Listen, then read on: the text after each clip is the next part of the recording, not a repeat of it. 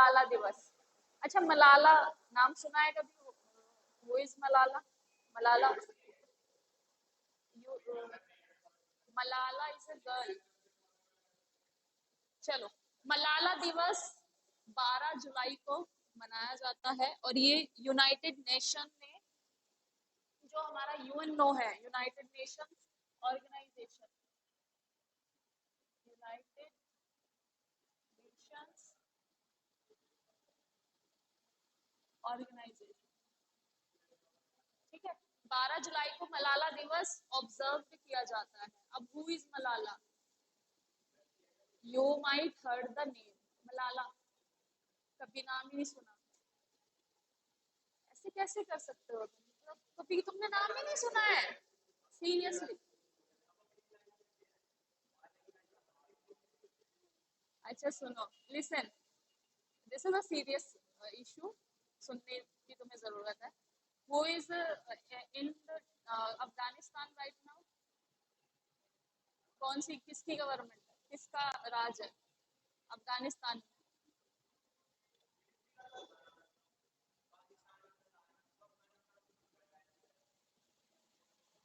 तालिबान। तालिबान का नाम सुना है? ठीक है, अगस्त 2020 के आसपास तालिबान ने कब्जा कर लिया था इस पे, अफगानिस्तान पे। अफगानिस्तान का जो प्रेसिडेंट था अशरफ गनी, वो देश छोड़ के भाग गया, ठीक है, और उन्होंने काबुल पे कब्जा कर लिया, और अब अफगानिस्तान पे किसका राज है? तालिबान का। और ये थर्ड टाइम है जब तालिबान ने अफगानिस्तान पे कब्जा करा है। उससे पहले किसकी फोर्सेस थी अफगानिस्तान में? पता भी होना चाहिए, यूएस की, ठीक है। यूएस की वहां पे फोर्सेस डिप्लॉयड थी, और यूएस की फोर्स के साथ और तालिबान का क्या रहता था? क्लैश रहता था। वो यूएस की जो आर्मी थी उनको मार देते थे, असैसिनेट कर देते थे, और पब्लिकली उनके रिपोर्टर हुए, कोई भी हुआ, पब्लिकली वो उनको मार देते थे, ठीक है। तो तालिबान जो है एक टेररिस्ट ऑर्गेनाइजेशन था, जो बाद में अब एक वहाँ पे एक तरह की उनकी पूरी रिजीम आ गई है, एज अ गवर्नमेंट उन्होंने वहाँ पे बना ली है अपनी, ठीक है।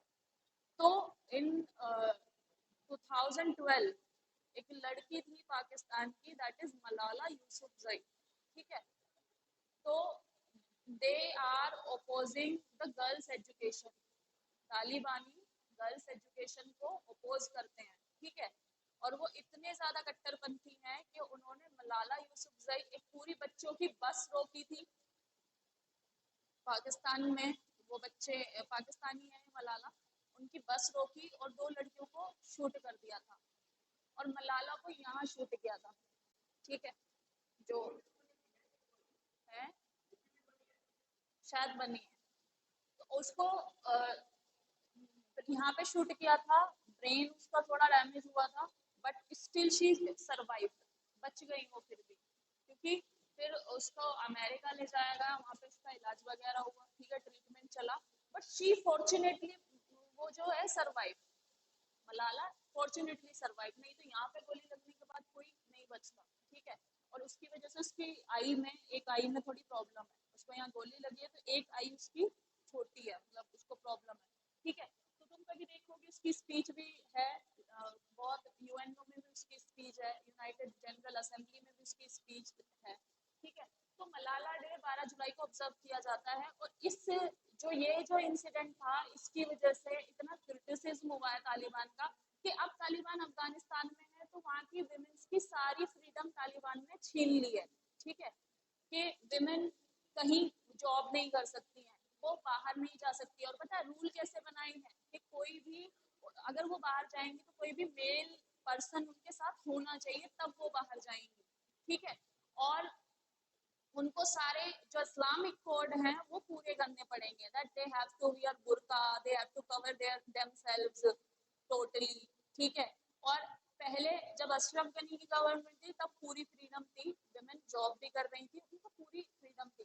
तो वुमेन्स का सबसे ज्यादा हरासमेंट हो रहा है वहाँ पे, इसलिए मलाला के नाम पे 12 जुलाई को मलाला दिवस मनाया जाता है, to aware the world leader कि गर्ल्स एजुकेशन कितनी इम्पोर्टेंट है, ठीक है। अभी भी बहुत सारी कंट्रीज हैं जो टेररिज्म से अफेक्टेड हैं, और वहाँ पर गर्ल्स की एजुकेशन नहीं है, जैसे तुम नाइजीरिया, नामीबिया, इन जगहों का नाम सुनते हो, वहाँ टेररिस्ट ऑर्गेनाइजेशन है।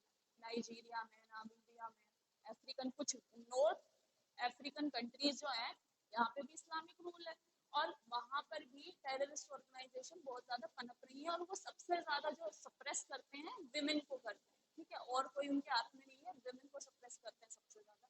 तो 12 जुलाई को ये मलाला यूसुफजई के करेज को देखते हुए मनाया जाता है, ठीक है। और गर्ल्स एजुकेशन को प्रमोट करने के लिए क्यों मनाया जाता है? To provide an opportunity to world leaders, जो वर्ल्ड लीडर्स हैं, यानी कि ग्लोबल लेवल पर जो लीडर्स हैं, उनको एक अपॉर्चुनिटी दी गई है कि वो एवरी गर्ल चाइल्ड या किसी भी चाइल्ड के एजुकेशन को इंश्योर करें, ठीक है।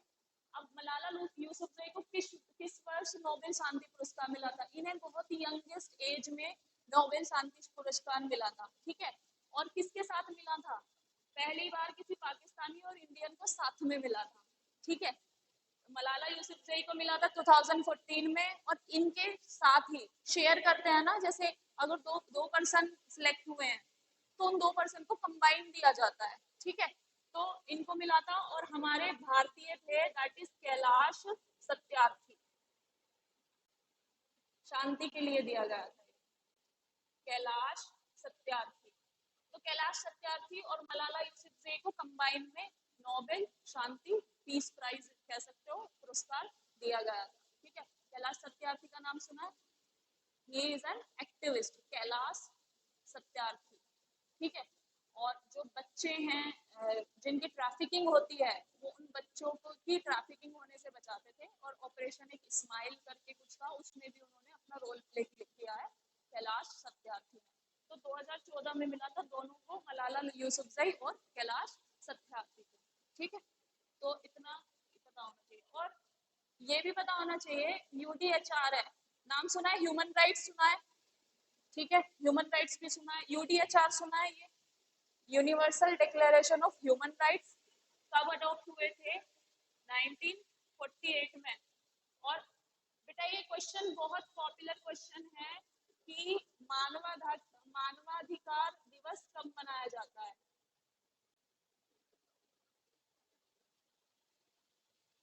दिवस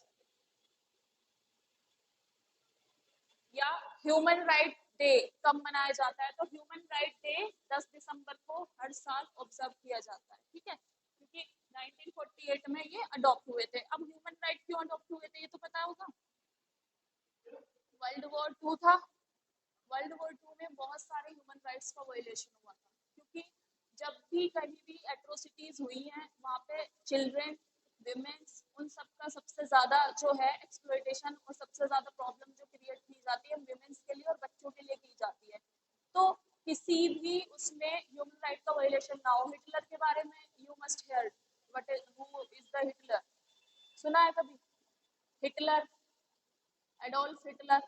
कोई बहुत वैसा पर्सन होता है तो कह देते हैं ना कि ये तो हिटलर की तरह है, तो कौन था हिटलर? क्यों हिटलर का नाम इतना वो है? ही वाज, हाँ।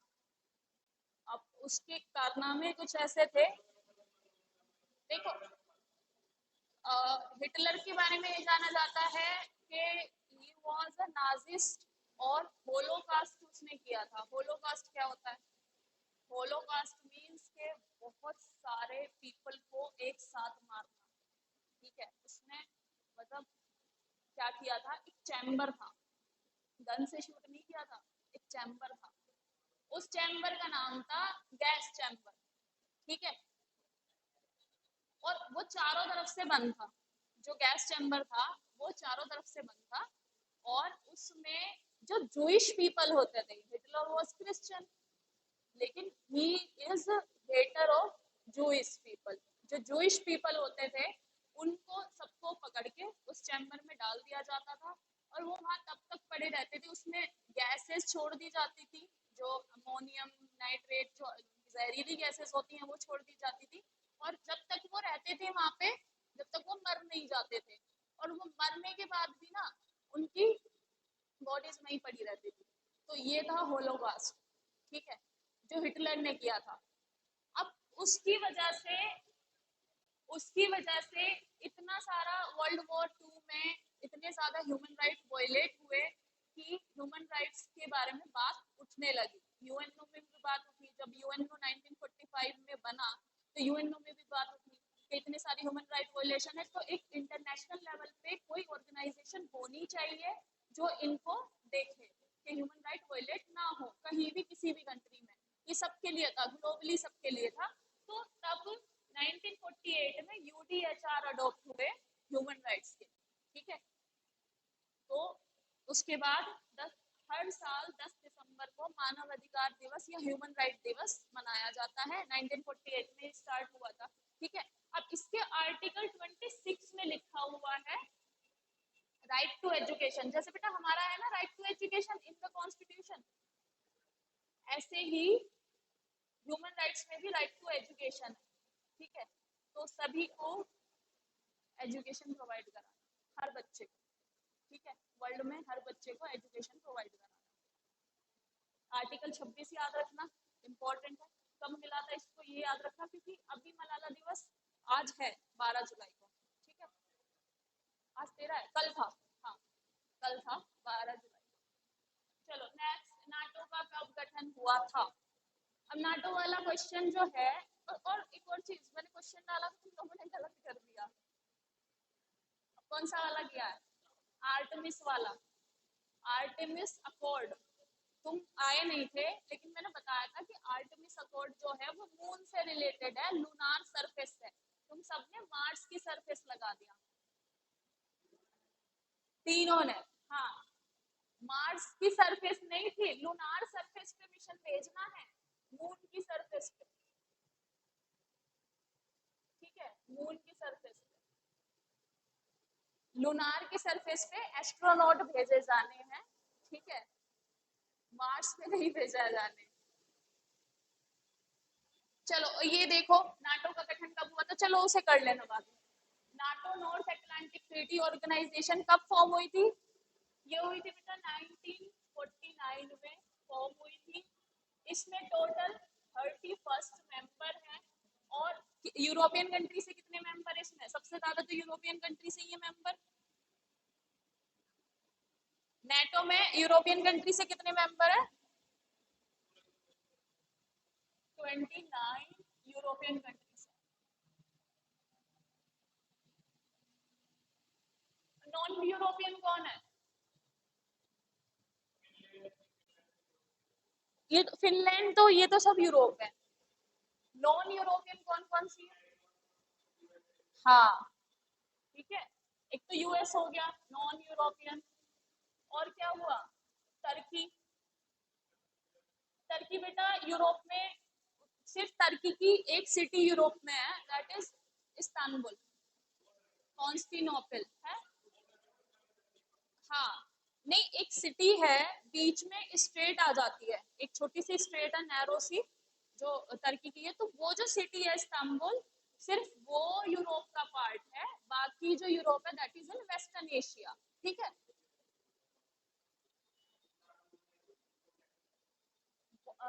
यूरोप की सबसे बड़ी सिटी है इस्तांबुल, ठीक है। अब नेटो का मुख्यालय कहाँ पर है? वर्ल्ड ट्रेड ऑर्गेनाइजेशन का जो हेडक्वार्टर था वो भी तुमने गलत लगाया। जो हेडक्वार्टर है वर्ल्ड ट्रेड ऑर्गेनाइजेशन का वो जेनेवा स्विट्जरलैंड में है। Suhail, Geneva Switzerland. किसी ने नहीं लगाया, लगाया किसी ने, गलत लगाया। जेनेवा में है, वाशिंगटन डीसी लगा दिया तुमने।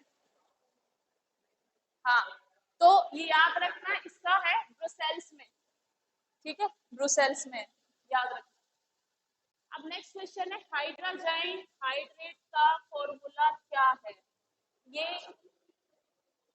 ये एक केमिकल है हाइड्रोजन हाइड्रेट। ये इसका फॉर्मूला है N2H4, यानी नाइट्रोजन के 2 और हाइड्रोजन के 4 और H2O वाटर। ये एक तरह का लिक्विड है जो किसके काम आता है?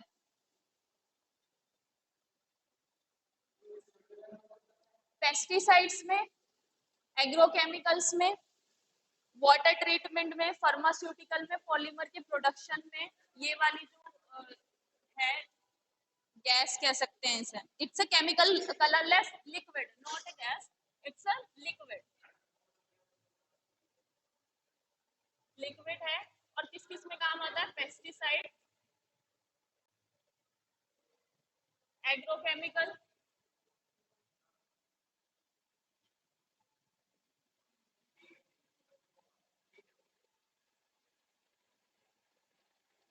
एग्रोकेमिकल, वाटर ट्रीटमेंट और फार्मास्यूटिकल।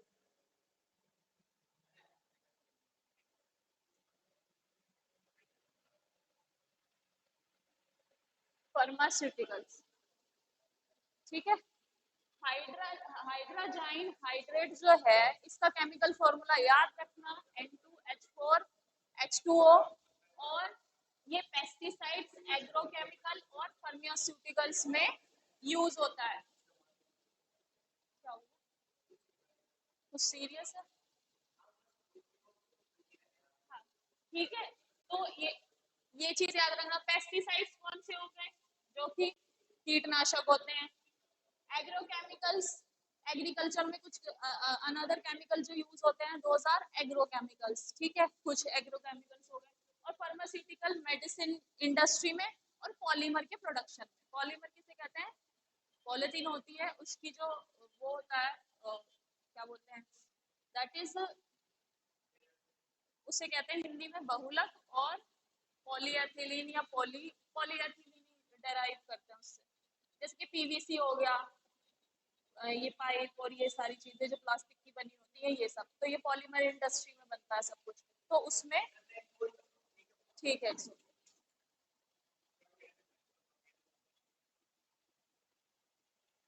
ठीक है, यहाँ तक क्लियर। अब हाल ही में पंजाब कृषि यूनिवर्सिटी ने, पंजाब एग्रीकल्चर यूनिवर्सिटी ने एक फसल बनाई है, ठीक है। एक फसल की नई किस्म, मतलब न्यू वैरायटी बनाई है, ठीक है। अब वो न्यू वैरायटी जो है वो किस फसल की बनी है? दैट इज गेहूं की, ठीक है। उसका नाम याद रखना, PBWRS1, ठीक है। P फॉर पंजाब होगा, B for what ever it is, और W फॉर वेट। इन्होंने ये वैरायटी बनाई है, ठीक है। PBWRS1 किसकी वैरायटी है? गेहूं की। और इस वैरायटी में क्या खास है? हाई अमाइलेज स्टार्च कंटेंट, ठीक है। इसमें हाई अमाइलेज स्टार्च है। स्टार्च भी कई टाइप के होते हैं, ठीक है। कौन से? एक अमाइलेज होता है, अमाइलेज, अमाइलेज तो सुना है। स्टार्च होता है, काइंड ऑफ स्टार्च होता है, ठीक है। और ये स्टार्च ज्यादातर अमाइलेज किस में पाया जाता है? गेहूं में, ठीक है। नॉर्मल जो शुगर कंटेंट होता है, सब में बेटा अलग अलग शुगर कंटेंट होता है, ठीक है। स्टार्च राइस में भी पाया जाता है, बट जो राइस में पाया जाता है उसमें ग्लूटेन नहीं होता। ग्लूटेन जो होता है, अच्छा ग्लूटेन कैसे पता करोगे कि इस पर्टिकुलर चीज में ग्लूटेन है और इस वैरायटी में ग्लूटेन नहीं है? ग्लूटेन क्या होता है? Gluten is a kind of starch, sugar, जो कि उसको खींचता है। मतलब जैसे कि गेहूं है, जब उसका जो फ्लोर है जो बनता है, जब उसे नीड करते हैं तो खिंचता है, ठीक है, टूटता नहीं है, चिपचिपा रहता है। तो इट मीन्स उसके अंदर ग्लूटेन है। चावल है और अदर जो नॉन ये वाली सेरियल वो है, चावल को छोड़ के, चावल हो गया और उसके साथ साथ और कौन सी है? बाजरा है, ज्वार है, या और जौ भी नहीं है, जौ में भी ग्लूटेन होता है, ठीक है। तो ये सारी चीजें क्या क्या कैसी होती है? नॉन ग्लूटेन, ठीक है, नॉन ग्लूटेन। तो जो अमाइलेज होता है, it's a kind of sugar. Starch ही बोल देते हैं, वैसे शुगर नहीं होता, स्टार्च होता है, स्टार्च। और ये सब में अलग अलग होता है, ठीक है। एक स्टार्च पोटैटो में भी होता है, स्वीट पोटैटोज में भी स्टार्च कंटेंट होता है, ठीक है। तो ये चीज याद रखना, कौन सा है? हाई अमाइलेज स्टार्च कंटेंट है इसमें। और ये डायबिटिक पेशेंट्स जो हैं उनके लिए फायदेमंद है ये वैरायटी। अब करते कैसे हैं ये तो पता होगा, जीनोम सिक्वेंसिंग या जीएम, जेनेटिकली मॉडिफाइड। इसमें से जब कोई भी फसल या कोई भी चीज को मॉडिफाई किया जाता है, जैसे तुमने हरित क्रांति तो सुना ही है, ग्रीन रेवोल्यूशन, उसमें जो HYV सीड्स जब वो किए गए थे इंट्रोड्यूस, तो HYV सीड्स में से वो जीन हटा दिए थे जिससे उनमें कम कंटेंट हो रहा था गेहूं का, ठीक है। बट फिर उसमें न्यू जीन इंट्रोड्यूस करके उसको वेराइटी को कैसा बना दिया कि इसका प्लांट तो छोटा होगा बट इसमें जो वो होगी फ्रूट्स वो ज्यादा डेवलप होंगे। ठीक है, फ्रूट्स इन द सेंस कि उस पे जो गेहूं लगेगा, जो सीड बनेंगे वो ज्यादा सीड बनेंगे। तो HYV जो हमारे यहाँ पे अब उगने लगा है हरित क्रांति के बाद, और उससे पहले की गेहूं अगर तुम याद हो किसी के खेत में कभी उगा भी हो तो उसका पौधा लंबा होता है, काफी बड़ा होता है। जो नॉर्मल गेहूं होता है उसका ज्यादा लंबा होता है, जो अब जो गेहूं की वैरायटी है वो छोटी है हरित क्रांति के बाद से। ठीक है, तो किस में चेंज होता है, कैसे करते हैं वो लोग, जीन को बदल देते हैं। जीन को, जैसे कि तुमने जीन फिंगरप्रिंटिंग भी सुना होगा। DNA फिंगरप्रिंटिंग तो अलग हो गया, जीन का जीनोम सीक्वेंसिंग हो गया, जेनेटिकली मॉडिफिकेशन हो गया, या RNA का या DNA का ट्रांसलेशन। एक ट्रांसलेशन होता है, एक ट्रांसक्रिप्शन होता है, ट्रांसलोकेशन होता है। ये टर्म सारी उसमें आती है बायोटेक्नोलॉजी में। ठीक है, बायोटेक्नोलॉजी में ये सारी टर्म तुम लोग सुनने को तुमको मिलेगी। तो याद रखना, मलाला डे कब सेलिब्रेट करते हैं, क्यों सेलिब्रेट करते हैं, 12 जुलाई को सेलिब्रेट हुआ, क्यों हुआ, गर्ल्स एजुकेशन को बढ़ावा देने के लिए। मलाला यूसुफजई को कब मिला था, क्योंकि मलाला डे मलाला यूसुफजई के नाम पर है। ठीक है, तो कब मिला था नोबेल पुरस्कार, 2014 में। और हमारे इंडिया के, भारत के कैलाश सत्यार्थी को भी मिला था, उनके जो एफर्ट थे बच्चों को ह्यूमन चाइल्ड ट्रैफिकिंग से बचाने के लिए। ट्रैफिकिंग क्या होता है, बच्चों को कहीं बेच देते हैं एज अ स्लेव, उनका मतलब एक तरह से ट्रेड होता है बच्चों का। ठीक है,